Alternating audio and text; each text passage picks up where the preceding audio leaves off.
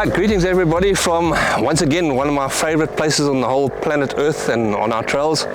This, as you can see, is the Fear Factor, our very own XCO course on the rock drop-off, which is quite iconic in our trails, a drop-off 1, drop-off 2, all the way down.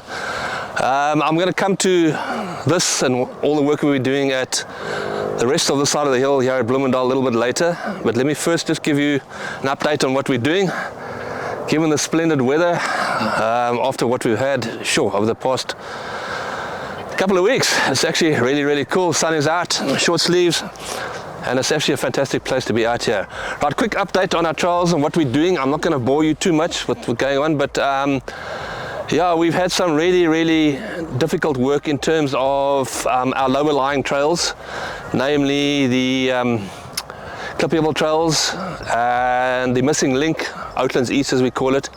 Not only severe water damage, it's also, we've had cattle damage to go with it, those bovine things which really I just want to eat them every time I see them. That's all they're good for. But yeah, that's my own little fight. I'll get over it. But some serious damage. I mean, if you take Outlands East now, we've been working on it for 4 weeks. That whole trail from the entrance of Visselhoek Road all the way down to the school, the Malone's Water Road, was absolutely trashed by cows. You will see, we're going to put a little link onto what the damage they've done, and you can see for yourself why it's been closed for so long and why we've had so much to do. The same applies to Clippyville, which we've now opened. Thanks to Eugene for the amount of work he did there. The amount of washaways, it's just, there's been no precedent for them. It's just been uncanny. We've had horses at Hillcrest causing us to close Hillcrest. So not only been the rain, it's been animals, farm animals, my favorite. But nevertheless, that's basically done. We'll have Outlands East open middle of next week. We're almost there. Hillcrest we open today, this week, so that's done. The only other trail that's closed is the Hawkerkraal Hammer. Once again, severe stormwater damage down the gorge just before the dam. We've had to really put in safety netting and do a whole civil engineering exercise to make it safe for you guys. Just a little bit wet at the moment, but come the weekend it's probably going to be open. So yeah, we're almost there. So that's all the rehab work, all the stormwater damage work that we've really, it's been a long slog, but we've managed to do it. And on top of that, we've also obviously managed to get stuck into all our trails. We have finished Fair Cape, we have finished Velvergenoeg, we have finished Hawkerkraal, we have finished Merendal. Robert's done a splendid job at Kontemans in terms of the trails. So our last bit of efforts for this winter in terms of trail building, trail regeneration is here at Bloemendal. And after that we are basically done, and hopefully we can go on a week's leave, something which is unique to most of us trail builders. We are now in full swing. It's been a 6-gun shootout between the various subcontractors we use to build trails. We are busy to my right redoing the Flow Terra, and Ruben is doing a fantastic job there. It's going to be open also middle of next week. Be really cool. Ruben also did the Lombard's Terra, the revamp, which is open, and for those of you who are in it, we'll concur, it is absolutely beautiful. XCO, we are opening now, today, this week. After this, when you see this, it'll be open. Some minor tweaks, revamps, thanks to Bennett. Just be careful, yeah, there are 1 or 2 little changes, especially down at the bottom at the end of this Queen descent.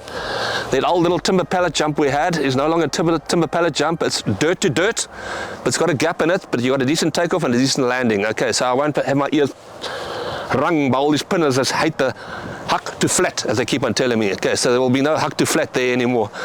And then Eugene is busy redoing this whole Bloemendal. Bloemendal, we're actually going to start from the top. We used to call it the XCO Flow, but it's this trail down this side of me here, all the way down into Bloemendal, into Home Run. So that's going to be opening up also pretty shortly. So we got 3 guys, my crew are up in the other side, the top here, going through the Bloemendal. So it's a 6-gun shootout between all the trail builders, and it's actually fantastic. It's so cool to see, and what we're achieving here, it's going to blow your mind away once we're finished, just like hopefully all the rest of the trails have blown your mind away as to what we've done. So by end of next week we should be pretty much done with everything here, so looking good. And yeah, just while I'm on the topic of trail builders, I think I just want to spend a little bit of time on trail building and trail builders. It's you know, most of it's perceived to be a very glamorous